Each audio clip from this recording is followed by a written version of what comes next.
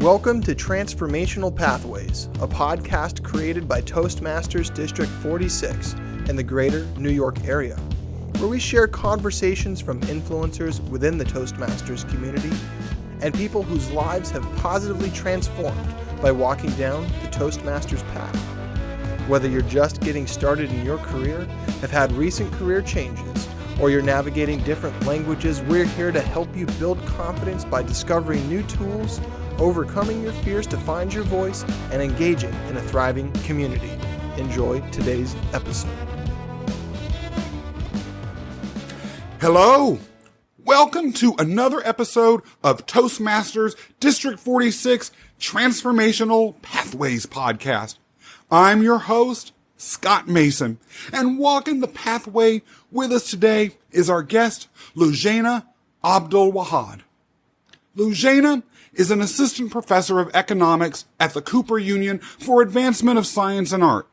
Her professional experience includes working as an economist in the macro fiscal policy unit at the Egyptian Ministry of Finance, where she was responsible for projecting the domestic and external debt and interest payments over the medium term. Prior to this, she was an economic researcher at the Cabinet of the Minister of International Cooperation in Egypt. She obtained her PhD from the University of Illinois at Chicago in 2019. She also obtained her bachelor and master's degrees in economics with highest honors from the American University in Cairo in 2008 and 2012. Loujaina, welcome to the show. It is good to have you today. Thank you very much, Scott. Nice to meet everyone virtually. Yes, I gotta say, I'm trembling in my feet reading those credentials. I am genuinely impressed. Talk to us a little bit about your favorite thing relating to being an economist. Okay, so when I entered college, I was not supposed to go into economics at all. This is not what my family imagined for me. Yeah, and then I took my Principles of Macroeconomics class with an amazing teacher, and I fell in love with economics. Wow. You know why? The reason I fell in love with economics is because it's so real. It's so tied to everything that we do. Right? So people always think about economics as money, how to make money, but no, it's not like this. It's a way of thinking. It's how we make decisions. It's all about making decisions. So I thought it's very real. It's very connected to the world. And I decided that it's going to be my major. And I have been studying economics since then. And here you are today teaching a whole new generation of folks about that. Yes. And I like to use this approach of selling economics as a way of thinking, and I always stress in my classes about how we can use this approach of thinking in making decisions in our everyday lives. That's fascinating. Before we go a little bit more deeply into your background, talk to me a little bit about what that looks like. I personally, as I mentioned in the pre-interview, have an interest in economics, but do I incorporate it into my day-to-day mindset? I like to think I do, but maybe I don't. I spend a lot of my life, and I'm sure a lot of people do this too, just reacting to things emotionally left or right. Why should anyone begin to think about economics day-to-day, and how do you even begin to do that? Well, tell me about something you bought this morning. I'll pretend I bought a new pair of suspenders that I wore just for you. All right. How much were these? How much did you pay for these? Oh, I can't say. I'm embarrassed to admit, probably $60. I'll say $60, $70 maybe. Okay, you paid $70 for this.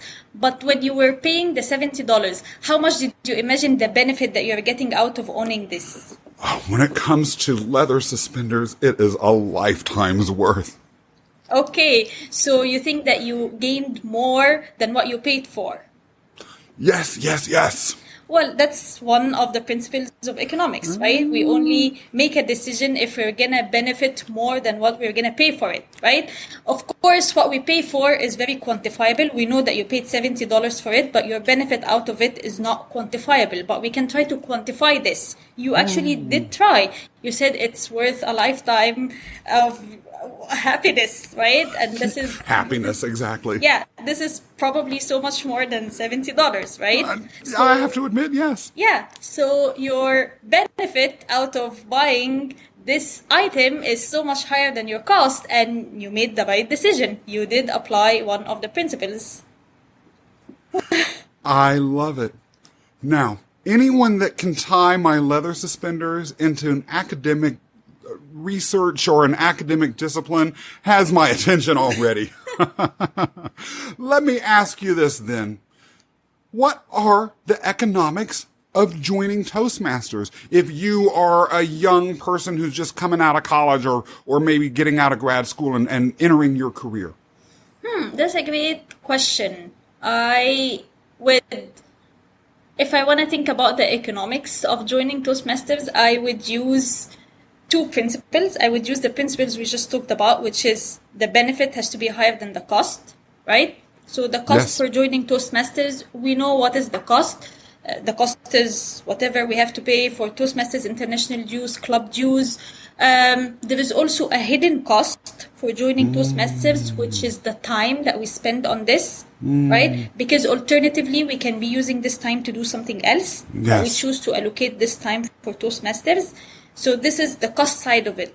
But we do gain a lot of benefits out of it, right?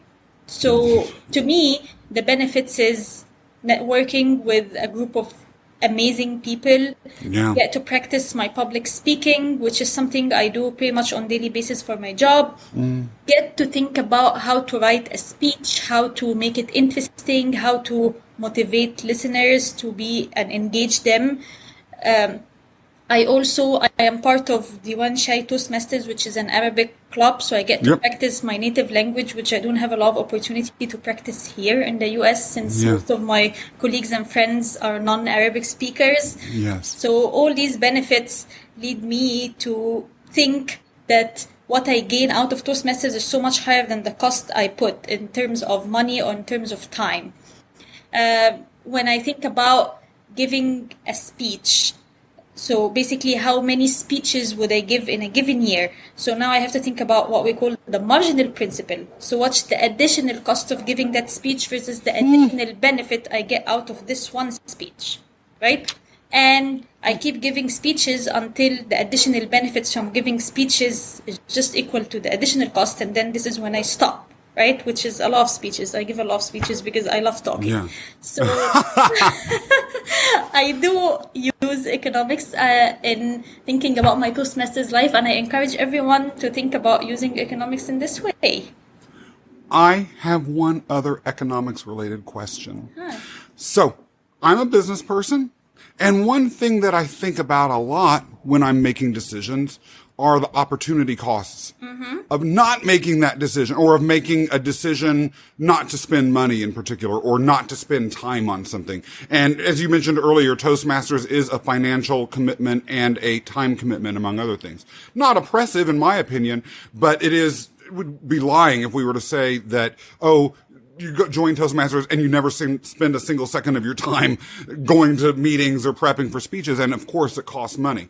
So talk to me a little bit about whether opportunity costs associated with not joining Toastmasters are ever part of your calculus, or are they embedded in what you talked about earlier? Or how would you think about those if you were just a normal person who's trying to incorporate economic thinking into your day-to-day? Well, when I think about a decision, I think about the opportunity cost of this decision. So I think about the opportunity cost of joining Toastmasters. What is opportunity cost? We have to be clear about what is opportunity cost. Opportunity cost is what is the value of my second best alternative. So if I am not in a Toastmasters meeting now, what is the thing that I would be doing? This is my opportunity cost, right? So if I am not in a Toastmasters meeting, I would probably be crying in my office because I am stuck in getting a code to run. And I'd rather use my time I'd rather spend my time with fun people in Toastmasters and get some mental break so I can go back to the code at night. So of course I do think about my opportunity cost, but my opportunity cost of joining Toastmasters or being present on Toastmasters. I love it. Now, this podcast is both a video and an audio one. And I've got to say, anyone listening to this will surely catch your infectious energy. But in this case, folks listening, just take a second of your time, swallow whatever opportunity cost there might be, and go to the video version. You've got to see the energy and positivity that Loujaina absolutely radiates through the screen. And if there is any explanation as to what the benefit of Toastmasters can be, just that look on your face when you talk about it is enough to convince me that there's a massive ROI in it. But let's not go into that right now. I'm going to switch the conversation a little bit and find out where this fun, dynamic person came from. Loujaina, you're from Egypt. Where in Egypt are you from? How did you come into this earth? Oh, okay. So I was not born in Egypt. I was born in Saudi Arabia, actually. But I am Egyptian citizen. I grew up in Egypt. This is where I went to school. This is where I did everything. This is where my friends are. My family is from Cairo. Our home is in Cairo. I went to school in Cairo, and then I went to college in Cairo. I worked in Cairo. I pretty much lived in Cairo for, 1/4 of a century before moving here to the US. So I moved here to the US to start my PhD. After I spent a lot of time working and figuring out what exactly I want to do with my life. Started my PhD. Somehow I finished it. It was a challenging journey, but I am out of it. And I did my PhD in Chicago. So I lived in Chicago for these 6 years.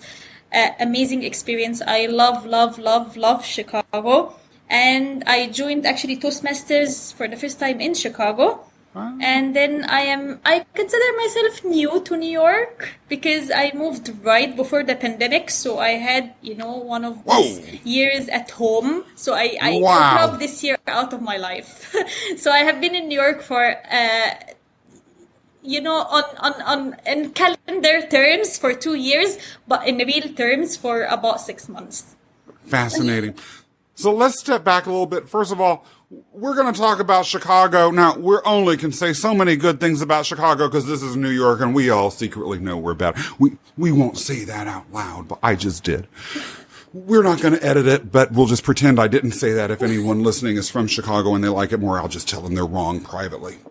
All right. So, but Cairo's a big city. What was it like growing up in Cairo for those of us that have never been there and can only imagine what it might be like? Cairo is a huge city. A lot of people think about Egypt as like desert and like camels moving around and think that we go to school on camels, but no. Cairo is bigger than New York. So the population in Cairo, during the day is about 20 million people in that city. It's huge. It's crowded. A lot of cars, a lot of buses, a lot of individuals. They say New York is the city that doesn't sleep. Yeah. But I think Cairo really doesn't sleep. Really? Yeah, really doesn't sleep. There is like half an hour of silence in Cairo, and then the 23.5 hours is active. And what was it? What tell us a little bit about your family, about your parents, and did you live in central Cairo itself, or did you live on the outskirts? What was your education like? What was it like being a schoolgirl in Cairo, and what's the education system like, and what'd you do with all those things? Sure. So my parents are both engineers. No. I have 3 siblings that are all engineers, so I am the only anomaly in my family who didn't go into engineering. I went to a girls-only school in Egypt. Oh. It's not exactly a suburb. It's like at the edge of the city, but it is still within the city boundaries. It's called Heliopolis, so it's very close to the airport. This is where I grew up. I went to school there. All my life has been there. The education system, we have 12 years of, like just a K-12 system, like here. Primary school, middle school, and then high school. I really enjoyed the education system in Egypt. I thought it was very good, but I think I'm saying this because I went to a private school. Not public school. Public schools in Egypt, unfortunately, are not where you're going to get proper education. I was lucky enough to go to a private school, and I have always loved school. My favorite subjects at school were math. I loved math. probably because of my parents. And I ended up in economics, which uses a lot of math as well. Yeah. I loved math. I loved Arabic. I did love my Arabic classes, even though Arabic is so hard. This is always the hardest subject in school, but I loved Really? it. Yes, because Arabic is like 5 different sub-subjects. We have grammar, we have literature, we have reading, we have writing, and we have all the sub parts of Arabic. And Arabic is complicated. If you think about literature, for example, Arabic literature, we study literature from the very ancient times, because Arabic is a very, very old language, right? So we start with literature in the 500s AC, and then move through time until we get to modern literature, which is the stuff that we're seeing in the past 30 years, 40 years, right? So we study novels, poetry, everything that is related to literature. So that's why Arabic is very hard. Plus the Arabic language itself, I think it's challenging. It's one of these languages where gender is very important, right? And the verb would differ significantly based on gender, based on whether you're talking to singular or talking about a singular or two or more than two, right? Interesting. So the verb, the noun, everything is going to be very different. So it was a lot to learn. Plus in Egypt, we talk Arabic, but we don't talk the classic Arabic, or what they call the modern standard Arabic. We talk the Egyptian dialect. Am I saying this right? Yeah? Yes. Which is very, very different than Arabic language. Fascinating. Yeah. Now, did you grow up with English, or was that something that you picked up at a different phase in your life? I did. Well, my school taught us English from preschool. I have been learning English from my preschool, but the main language of instruction for most of my classes was Arabic. Gotcha. Now, talk to us about what it was like working in these very impressive jobs with the Egyptian government, and what made you decide to change tracks in your life, not do those sorts of jobs forever. All right. So I started. Well, after I finished college, I was very unlucky. I finished college in 2008, December 2008, which is not a great time to be out of school because it was a great recession time. But I was lucky to land a job within a few months after college. But I only stayed for it for less than 6 months. It wasn't what I wanted to do at all. And then I moved to the government. I really loved the government jobs that I had, and the reason I really like the government job is in the government, I feel like this is the place where you actually have the most impact, right? Because all this work pulls into policy making, things that will change people's lives, hopefully. So that's why I really liked working for the government. I started working for the Ministry of International Cooperation. Ministry of International Cooperation was responsible for the relationships between the Egyptian government and donors, basically. So Egypt borrows or get financial assistance or in-kind assistance from a lot of countries and a lot of international financial institutions like the World Bank, the African Development Bank, the International Monetary Fund. So my job was basically working with the World Bank and the African Development Bank on all these deals that the Egyptian government had for financing development projects in Egypt. I stayed in this job for 2 years, and then I decided to move to the Ministry of Finance because I wanted to do more technical work. In the Ministry of Finance is like the treasury here in the US. So it's basically responsible for fiscal policy. Just to define fiscal policy really quickly, it's everything that has to do with government spending or government revenue through taxes or all sources. In the Ministry of Finance, I worked in the unit that was responsible for projecting the government spending and government revenue in the future. Just predict what this is going to be. because, policy is not a one-year thing. Policy has impact on the future, right? So we would basically look at what is happening now and what is the direction for policy, and then predict what the numbers are going to be in the future. Right. So this is what I did. I was responsible for the debt part, government debt part of the projections. And I stayed in this job for a little over a year. And then I started my PhD. And what made you decide to come to the United States, to Chicago of all places? I came to the US mainly to start my PhD. If I hadn't got accepted in an American university in the US, I wouldn't have left Egypt, obviously. I got accepted in a lot of schools, but then I decided to go to the University of Illinois. I don't know if this was the best decision in my life, but it just happened. I don't know. To be honest, I didn't really get a lot of mentorship in terms of choosing program for grad school.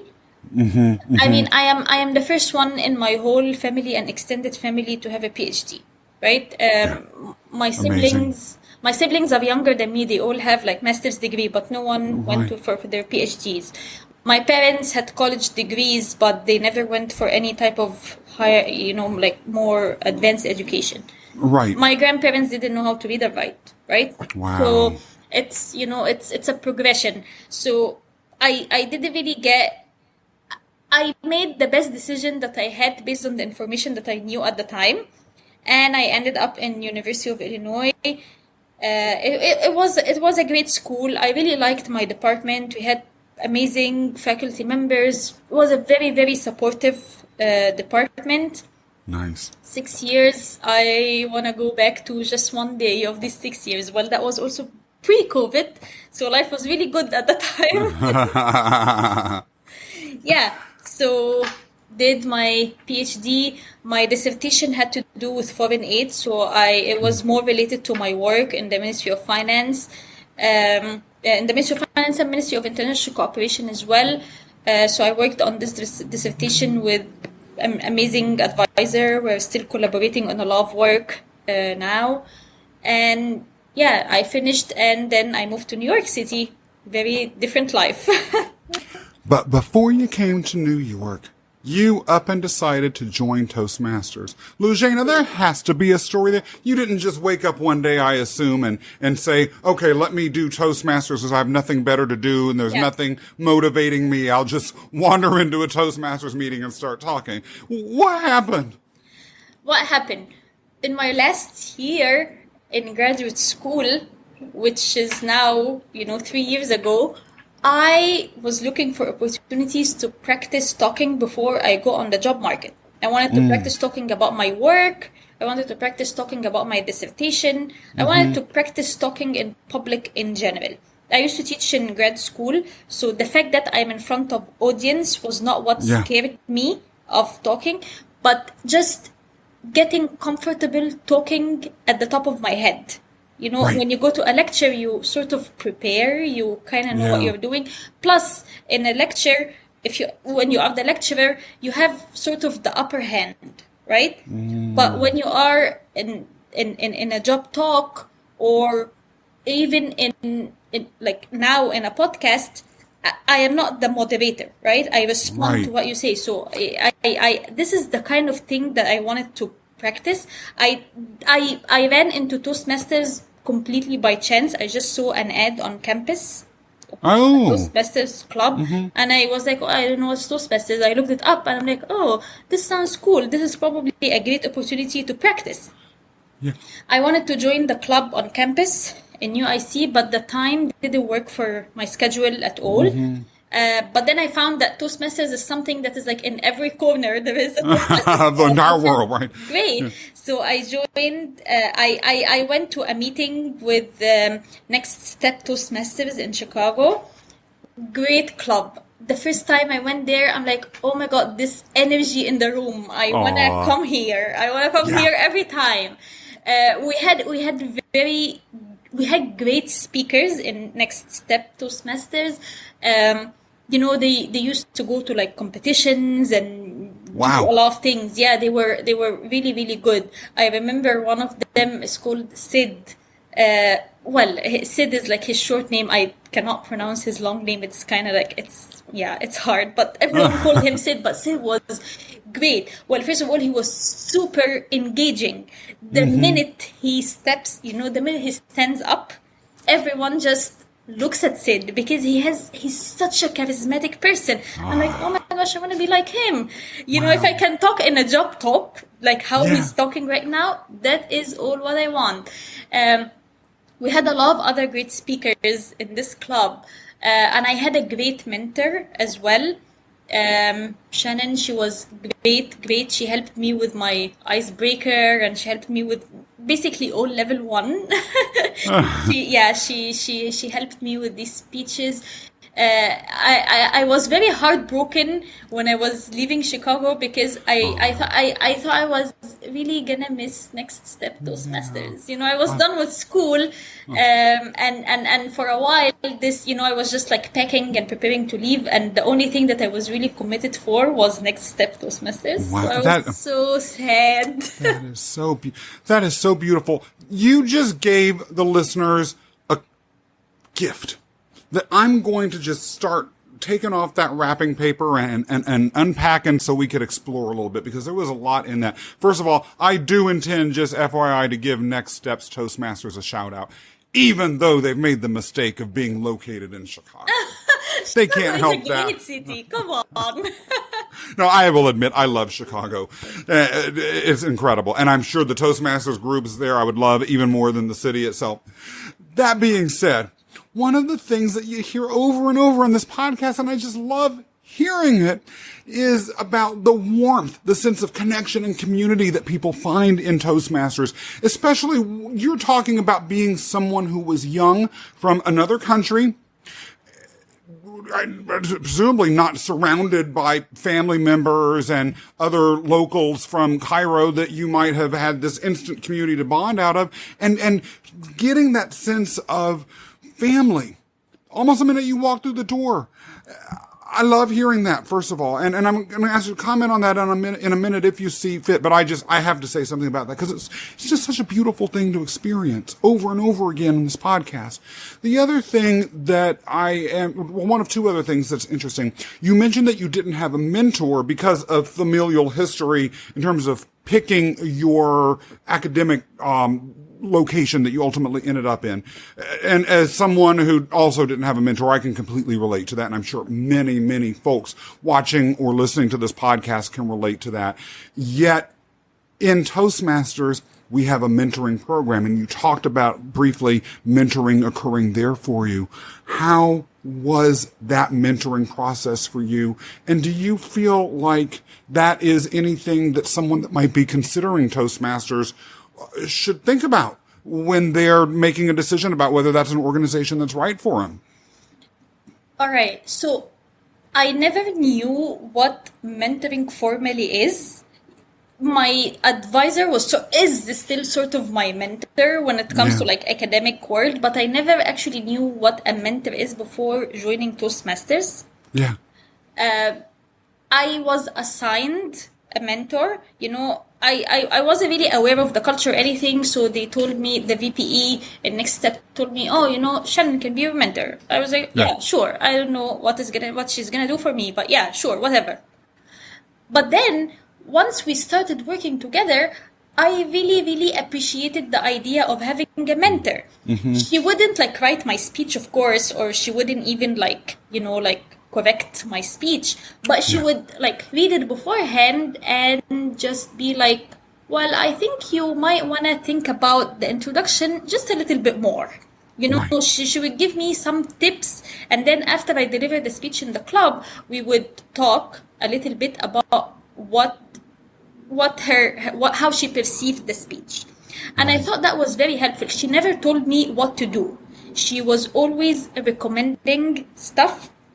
And, she was a very, very experienced Toastmaster, so that's why her recommendations were always like great to take. But at the same time, I never feel obliged. It was not the relationship of like, oh, I have to satisfy Shannon, so I need to do this stuff. No, it was never like this. She never made me feel this way.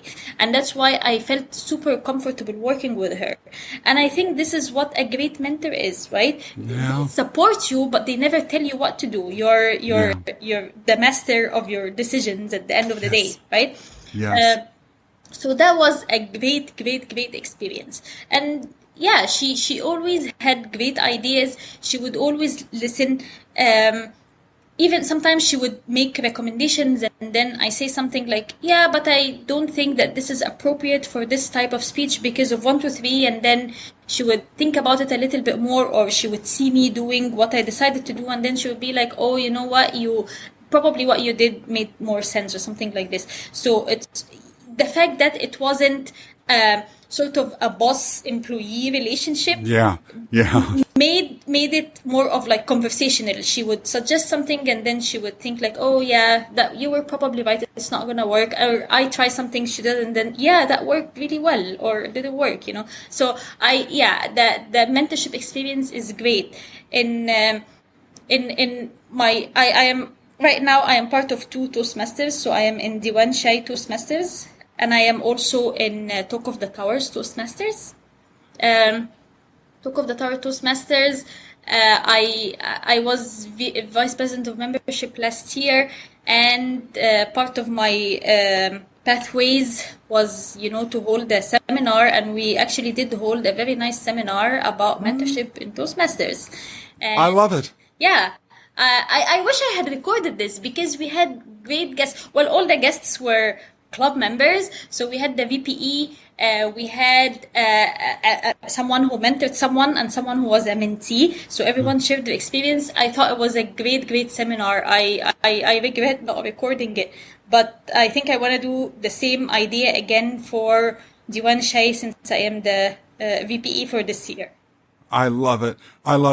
And talk to us a little bit more about the multilingual club, or the bilingual club that you're part of. I don't think that that's something a lot of folks are aware of that Toastmasters offers. And I'd be curious to know why you chose to join that and how it has impacted you. Sure. So before moving to New York, I didn't know that Toastmasters can have like multilingual clubs. I joined Talk of the Towers first, and then actually before I joined Talk of the Towers, I was just like trying out clubs and seeing what works the best for my schedule and my taste too, right? So club cultures are very different. Yep. And then I ran into Osama. Prior guest on this podcast, yes. Yeah. And he told me, oh, we're starting this Toastmasters club in Arabic. And I was like, oh, I don't think I speak Arabic that well, but I'd love to practice. When I say I don't speak Arabic that well, I mean the modern standard Arabic. I obviously speak Egyptian perfectly. So I got so excited, and I went to the first meeting. We have our meetings in a little tea caddy, like our president has her tea company. It's really cute office in wow, I love it. I know. That's a selling point. and it is Diwan Shai, so every time she treats us to tea, right? From my gosh. Selection, yeah. So, wow. Well, sorry, the word Shai in Arabic means tea. So Diwan Shai is like tea place or something I like love that. it. Yeah.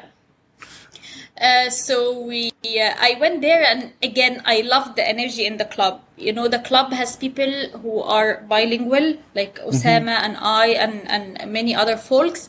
Sarah, our president, she's Japanese. She speaks English, but she's trying to learn Arabic, right? Amazing. So Wow. sometimes give speeches in Arabic.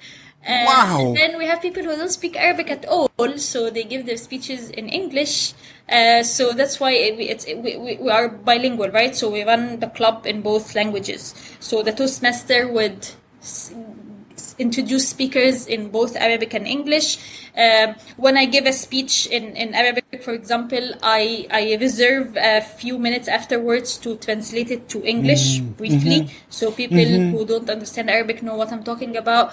We have an Arabic grammarian, English grammarian to look for grammar usage and language structure in both languages.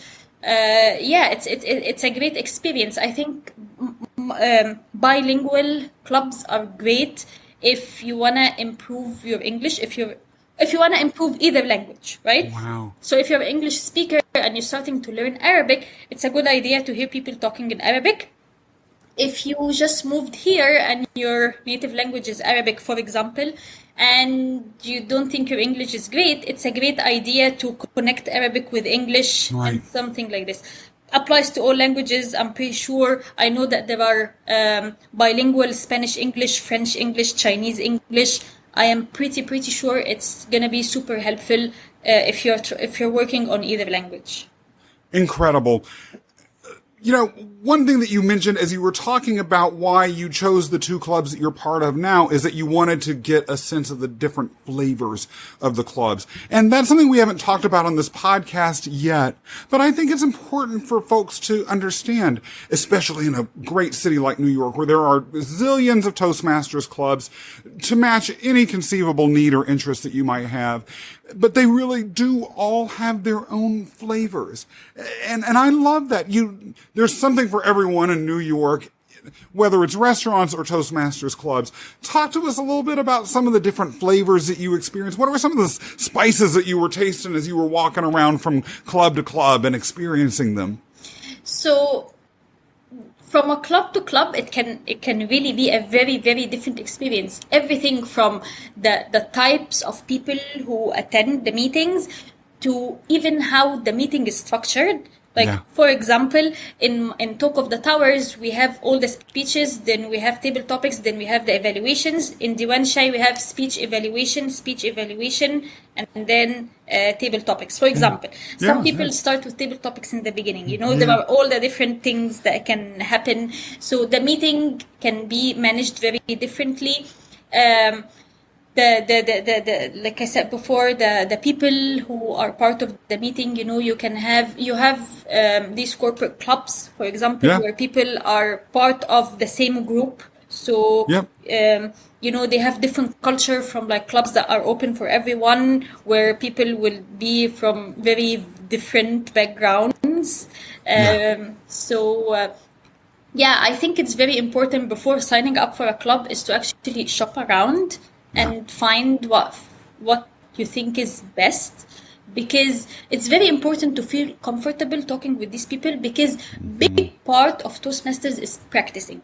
It's not, the competition is something else, but what you do every single meeting is you practice. So it's important to practice with people that you feel comfortable with. You don't feel intimidated. You don't feel out of place. If you feel out of place, you're just not going to give any speech, because you will always think that people are not interested. And this is not helpful for anyone, right? Yeah, that's so true. Yeah, I think it's very, very important to just find where you're comfortable. And where you're comfortable doesn't have to be where everyone is comfortable. That doesn't make any club good or bad. It's just different culture. Absolutely.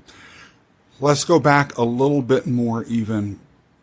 You mentioned that the fear of speaking was never really an issue for you. And there is this stereotype that Toastmasters is only for those who are afraid of speaking. Now, I want to keep it clear. No one can help you conquer a fear of speaking better than Toastmasters. That's like, that's the, Toastmasters is the Wizard of Oz when it comes to that, and only without being fake. Toastmasters is the real deal. But that is only a small, it's a significant, but it's not the only part of the Toastmasters community. And you raise an issue that I'd like to talk to you about in more detail, because A, you're the only guest that's raised it, but B, it's something that's real, which is that the nature of conversation for those who are looking for jobs is different than you might have when you are giving a speech or when you're in a control situation like giving a lecture. And what you were doing there was acknowledging that that's something that if we want to be in a job market that's competitive, it's a skill set we have to know.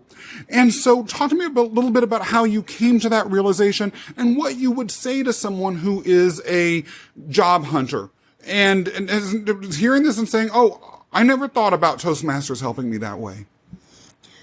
Okay, so the reason I'm saying that fear of speech was not my problem when I joined Toastmasters is I joined Toastmasters in 2018 and I had already started teaching in my school in 2016. Right. The first class I taught, I remember, I didn't know. I walked the first day of classes and I found myself in like an auditorium with 150 students sitting there. I swear my legs were shaking. Not that because I don't know how to speak in public, but I never spoke in front of 150 people in my life. All my work presentations had been like these, 10 people. I went to like private college and all my classes are 25 people.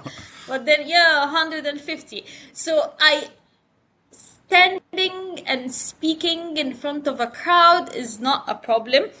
But again, like what you mentioned correctly, what is your role in this crowd really matters. So in a class, at the end of the day, my classes are never like, oh, hey, listen, because I am the teacher. My classes are always super interactive. But still, I am the instructor, so I am the one who's managing the class. I am the one who's moderating the class. I am the one who's moderating the discussion. But then this is typically not the case in a lot of other situations, right? I realized this when I did my first interview, which was before joining Toastmasters. I think this was, it wasn't a real interview. It was sort of a mock interviews that we do in the PhD program. And I'm like, oh, I am not in control. I am just basically, I have to entertain these people, but at the same time, I am not in control of how to entertain them. So it's very, very different. And I think this is when I realized that I need to practice more speaking while I am not in control. So the problem is not standing up and speaking in front of the crowd. The problem is, where do I fit in this crowd? And this is something very, very important to think about it. Like, who is the audience and what is your relationship to this audience, which is something we learn in Toastmasters, right? Yeah. One of the things that you have to think about when you write any speech is, who is the audience? What do they want to hear, right? And how do they want to hear it? Absolutely. So, going to Toastmasters and starting to practice these like little icebreaker 4-minute speech, it made me start thinking about these things, and also seeing other people giving speeches and their styles of entertaining people and delivering their message really, really helped me thinking about this. So I guess it's helpful for my job that involves a lot of talking, but it's also helpful for my personal development. So I think the next time, for any reason, if I have to go on the job market again, not that I'm going in the short term, but in the future, if it happens, anything can happen. I think I am now equipped, and I have a venue to practice all the skills it takes to be on the other side of the crowd, right? Toastmasters is a great experience. Even if you have a fear of public speaking, you should definitely start. Even if you don't, you should still practice being in different situations. You should practice table topics where someone throws a random question at you and you have to respond or say something. You should practice thinking about a speech and delivering it. You should practice all these elective projects in Toastmasters. Like I did managing a seminar project. That was completely new. I never prepared a seminar and invited speakers and did all that. I never done this before. It was really cool. And now with the Zoom, I think Zoom, even though we're all zoomed out, but it gave us opportunities for to think about things like, for example, having a slideshow, PowerPoint presentation, and how this can support your talk, how you can use it to make your talk better and more engaging and more informative. So there are a lot of skills that you can learn in Toastmasters beyond just, conquering your fear of public speaking. Yeah. And let's face it, we all may be zoomed out, but it ain't going anywhere. It's not. Let me ask you this. You are about to talk to a person who is behind you professionally, who you want to mentor, and they're trying to think about possible clubs that they could join or things that they could do on their free time. And Toastmasters is something that you want to recommend to them. What would be the thing that you say to a young person emerging in their career, just like you are emerging in yours, about the value that Toastmasters can bring to their lives and to their future? I would talk to them. You want me to have a conversation, or you want me to just think about the script? You answer whatever way you feel is best. We'll just pretend this is a table topics question. All right. So table topics. Convince me to join Toastmasters. I'm 22 years old, just out of college, and I don't know what this has to do with making me successful. All right. You know what, Scott? The speaking is the most important skill in your whole life. It's even more important than writing. I know in college they probably told you that writing is the most important thing, but believe me, speaking is more important. Wow. Because most times you're just going to be talking. Not everyone is going to read the material that you write, but everyone has to listen to you at least for 2 minutes when you introduce yourself. You should at least know how to introduce yourself in an engaging way and make people interested in you. So I think you should give Toastmasters a try. Don't go to just one club, because clubs can be very different. I highly encourage you to visit 3 or 4 clubs and just see how you feel about it. And when you visit, make sure to participate. So if they are short in any role, you can jump in, be a timer. I mean, why not? You get to say a timer report at the end, and you will be under the spotlight. Participate in table topics. Table topics are the most fun thing in the world. They are. You might be voted the best table topics. In my very first visit to one of my clubs, I was voted the best table topics. And it felt really, really good. So Toastmasters will make you feel good. You will get feedback, and you will be with very caring and supportive community that will really, really help you make a lot of progress. I absolutely love it. Now, I know for a fact, don't even try and argue with me on this one, that anyone who watches or listens to this show is going to want to find out more about you. Who is this incredible woman, they're going to say to themselves. And I can't even take credit for it. You did it all yourself. How can people connect with you, or where can they find out more about you, or Cooper Union, what you're doing there, or anything? Well, you mean like contact information? Are you on LinkedIn, or are you on the Cooper Union website or anything like that? Yeah. So I am on LinkedIn. If you want to know more about like my research work, you can go to my website, www.loujaina.com. I love it. Good. Yeah. So this is if you're interested in some economic research, please go there. I'm also on Instagram. I really love to take pictures and edit them and post them. So you can find me at Instagram. I think my name is Loujaina Abdelwahed as well. And I'd be more than happy to connect and convince everyone that they should join Toastmasters and invite them to my 2 clubs. I love it. By the way, I'm going to use that as an excuse to tout the district's Instagram account too. So please look up District 46 on Instagram and just do connecting left and right. Loujaina, it has been great having you on the show today. Thank you so much for joining us and sharing your story. For those of you listening or watching, if you enjoyed today's episode, be sure to subscribe and leave a review or a comment.